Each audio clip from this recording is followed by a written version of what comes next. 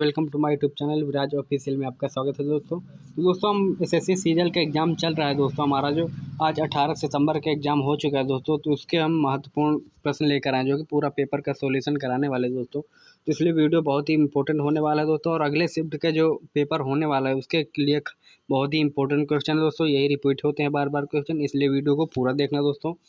चलिए दोस्तों हम वीडियो स्टार्ट करते हैं। हमारा प्रश्न क्या आया था दोस्तों, देखिएगा हमारा पहला प्रश्न क्या कह रहे हैं दोस्तों। ये हमारा पहला प्रश्न है दोस्तों, देखिएगा हमारा पहला प्रश्न कह रहा है राज्यसभा को स्थायी सदन कहा जाता है किस लिए। राज्यसभा को स्थायी सदन क्यों कहा जाता है?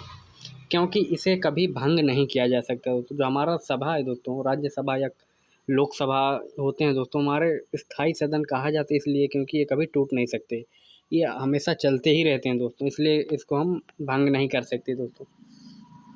चलिए अगला क्वेश्चन क्या है दोस्तों। अगला क्वेश्चन ये है दोस्तों हमारा कि जो हमारा संविधान जो हमारा क्या है, संविधान में संशोधन नहीं किया जा सकता क्यों? क्योंकि जनमत संग्रह से इसको संशोधन नहीं किया जा सकता। संविधान में संशोधन नहीं किए जा सकते जनपद संग्रह के कारण दोस्तों, याद रखिएगा।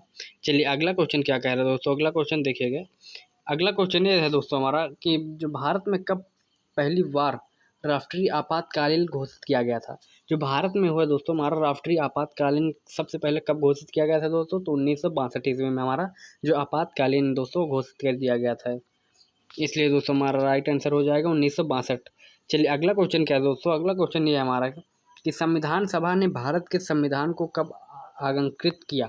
जो संविधान सभा है दोस्तों, भारत के संविधान को कब चालू किया, अंगीकृत किया। तो इनमें से कोई नहीं है दोस्तों, कोई भी नहीं है दोस्तों। ऐसा कोई भी संविधान नहीं बना जो कि हमारे संविधान भारत के संविधान को अंगीकृत किया दोस्तों। हमारा खुद ही हमारा भारत देश अपने आप से चालू किया। ओके दोस्तों, चलिए अगला क्वेश्चन क्या है दोस्तों। अगला क्वेश्चन ये है दोस्तों हमारा कि हमने जो विश्व के किस राष्ट्र के संविधान से अपने मूल अधिकारों की संकल्पना ग्रहण की। क्या कह रहा है, गौर से क्वेश्चन को समझिए। हमारे विश्व के किस राष्ट्र के संविधान से अपने मूल अधिकारों की जो संकल्पना की है दोस्तों, ग्रहण की है किस वर्ष की। तो हमारा उसका जो राइट आंसर हो जाएगा दोस्तों यूएसए के कारण। यूएसए हमारा राष्ट्र संविधान है दोस्तों, जिसके कारण हम मूल अधिकारों की अपने संकल्पना की दोस्तों। ओके, चलिए राइट आंसर हो जाएगा यूएसए दोस्तों, याद रखिएगा, बहुत ही महत्वपूर्ण क्वेश्चन है। अब देखिए अगला क्वेश्चन इसमें क्या आया है दोस्तों कि यदि राष्ट्रपति का पद खाली है तो उसे कितनी अवधि के अंदर भरना आवश्यक है। मतलब किसी राष्ट्रपति का पद खाली है या उससे उस पद से हट गया है वो राष्ट्रपति जो पहले था, तो उसको किस अंतर तक उसको भर दिया जाता है दोस्तों, कितने दिन में वो भर दिया जाता है, देना चाहिए। तो हमारा जो राष्ट्रपति का पद होता है दोस्तों, 6 महीने में वो खाली पद भर देना चाहिए दोस्तों। उसकी अवधि कितने दिन होती है, 6 महीने तक दोस्तों, याद रखिएगा, बहुत ही महत्वपूर्ण क्वेश्चन है। अब देखिए अगला क्वेश्चन क्या आया था दोस्तों। अगला क्वेश्चन ये आया था हमारा कि भारतीय संविधान का कौन सा अनुच्छेद जम्मू तथा कश्मीर राज्य को विशेष दर्जा देता है। भारतीय संविधान का कौन सा ऐसा अनुच्छेद जो जम्मू तथा कश्मीर को विशेष दर्जा देता है। तो हमारा जो अनुच्छेद है दोस्तों 370 अनुच्छेद है दोस्तों, जो कि हमारा जम्मू तथा कश्मीर राज्य को विशेष दर्जा प्रदान करता है दोस्तों, याद रखिएगा, बहुत ही महत्वपूर्ण क्वेश्चन है। चलिए अगला क्वेश्चन क्या है दोस्तों। अगला क्वेश्चन ये कह रहा है हमारा कि जो राज्यसभा के सदस्य का कार्यकाल होता है वो कब तक होता है। जो राज्यसभा के सदस्य का कार्यकाल होता है दोस्तों हमारा 6 वर्ष तक होता है। राज्यसभा का सदस्य का कार्यकाल मतलब राज्यसभा की जो सीट रहती है वो 6 साल रहती है दोस्तों, याद रखिएगा। चलिए अगला क्वेश्चन क्या है दोस्तों। अगला क्वेश्चन ये है हमारा कि फोर्थ एस्टेट पद किसे संदर्भित करता है।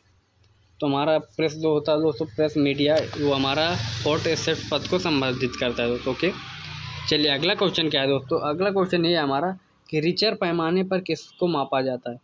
रिचर पैमानों पर किसको मापा जाता है। तो भूकंप की जो प्रबलता होती है दोस्तों उसको मापा जाता है, याद रखिएगा, बहुत महत्वपूर्ण क्वेश्चन है।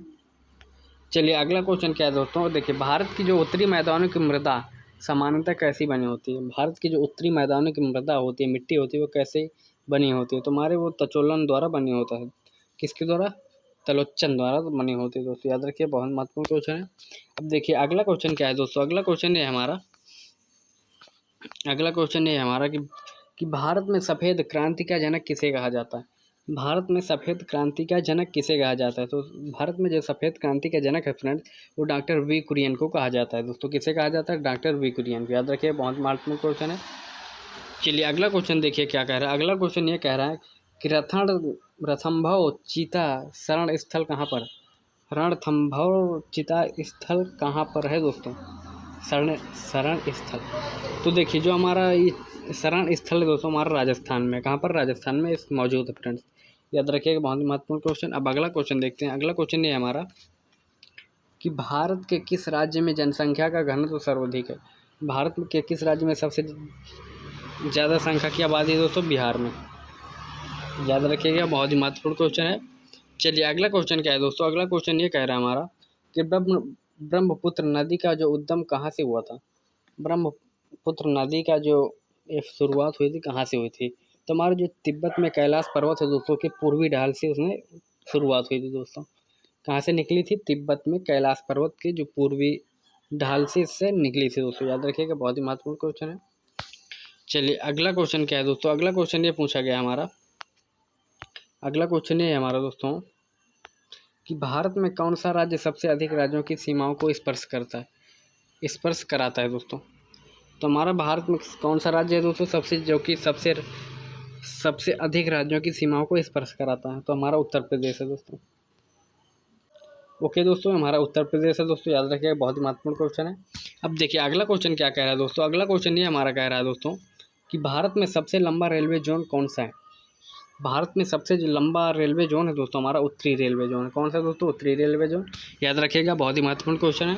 अब देखिए अगला क्वेश्चन क्या कह रहा है दोस्तों। अगला क्वेश्चन ये कह रहा है भारत की सबसे ऊंची पर्वत चोटी इनमें से कौन सी है। चूँकि भारत की सबसे ऊंची पर्वत चोटी है दोस्तों हमारा K2 है दोस्तों, क्या हो, K2, याद रखिएगा, बहुत ही महत्वपूर्ण क्वेश्चन है। अब देखिए अगला क्वेश्चन क्या कह रहा है कि भारत किसके उत्पादन में आत्मनिर्भर हो गया है। भारत किस ऐसा कौन सा राज्य हो गया है, ऐसा कौन सा देश हो गया है जिसमें वो आत्मनिर्भर हो गया है। तो हमारा जो लोहा है दोस्तों, उसमें लोहा ज़्यादातर भारत में पाया जाता है दोस्तों, इसमें आत्मनिर्भर दोस्तों बहुत ही मात्रा में अपने भारत में लोहा का ही इस्तेमाल होने लगा फ्रेंड्स, इसलिए हमारा इसका राइट आंसर हो जाएगा लोहा। अब देखिए अगला क्वेश्चन क्या इसमें बताया गया है दोस्तों। अगला ये बताया गया है कि जो भारतीय रुपया का पहचान चिन्ह किसका प्रतीक क्या है। किसका प्रतीक है दोस्तों, ये रुपया, ये हमारा देख रहे हैं सिंबल, ये हमारा प्रतीक है दोस्तों के। अब देखिए अगला क्वेश्चन क्या है दोस्तों। अगला क्वेश्चन ये हमारा कि जो ग्रेसम नियम से अभिप्राय है दोस्तों क्या है। जो ग्रेसम नियम से अभिप्राय है वो क्या है दोस्तों। देखिए जो अब ग्रेसम नियम है दोस्तों निष्कृष्ट मृदा श्रेष्ठ मृदा को संचलन से हटा देती है।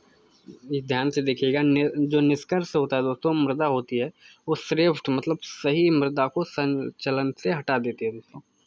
ओके, अब देखिए अगला क्वेश्चन क्या है दोस्तों हमारा। अगला क्वेश्चन ये दिया गया दोस्तों हमारा कि जो कौन सा कर संघ द्वारा लगाया गया जाता है और राज्यों द्वारा उगाहा तथा विनियोजित किया जाता है दोस्तों। तो इसका जो राइट आंसर है दोस्तों हमारा वो है हमारा स्टॉम्प शुल्क, याद रखिएगा, बहुत ही महत्वपूर्ण क्वेश्चन। अब देखिए अगला क्वेश्चन क्या है दोस्तों। अगला क्वेश्चन ये है हमारा, अगला क्वेश्चन ये दिया गया दोस्तों हमारा कि वर्ष 2010 की फोर्ब्स 2000 सूची में भारत की कुल कितनी कंपनियां शामिल। 2010 की फोर्स है दोस्तों 2000 सूची में भारत की कुल कितनी कंपनियां शामिल। तो हमारी 56 कंपनी इसमें शामिल है दोस्तों फोर्स में। ओके, याद रखिएगा, बहुत महत्वपूर्ण क्वेश्चन है। चलिए अगला क्वेश्चन क्या कह रहा है। तेजड़िया यानी बुल और मदड़िया यानी बियर वाणिज्य के किस पहलू से संबंधित हैं। तो स्टॉक और मार्केट से। जो तेजड़िया यानी बुल और मदरिया बियर ये हमारे वाणिज्य के किस पहलू से संबंधित है दोस्तों। तो हमारा स्टॉक मार्केट्स। स्टॉक मार्केट्स आप समझ रहे होंगे दोस्तों, भी बहुत फेमस चीज़ है दोस्तों, और ये बहुत एक वो बन गई दोस्तों, ऐप बन गया है दोस्तों बहुत। तो इसका राइट आंसर होगा दोस्तों स्टॉक मार्केट। ओके, अब चलिए अगला क्वेश्चन क्या है दोस्तों। अगला क्वेश्चन ये है हमारा, कौन सा कर ऐसा है जिससे कीमत में वृद्धि नहीं होती। कौन सा कर ऐसा जो कौन सा काम है जिसमें कीमत की वृद्धि नहीं होती। तो हमारा इनकम टैक्स है दोस्तों, आयकर।